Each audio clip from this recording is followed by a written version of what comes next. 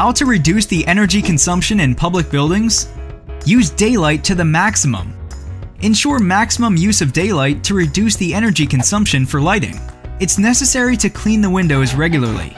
The tables should be placed so that daylight is used in the best possible way. Increase efficiency of the heating system. Turning your heating on in the winter?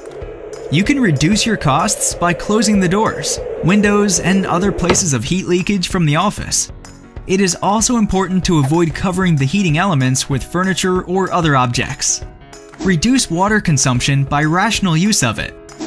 To reduce water consumption, we recommend replacing the old flushing system with a modern one. Modern systems consume less water in half per flush. To avoid unnecessary leakage and loss of water, it's also necessary to pay attention to close the water tap properly. Reduce electricity consumption.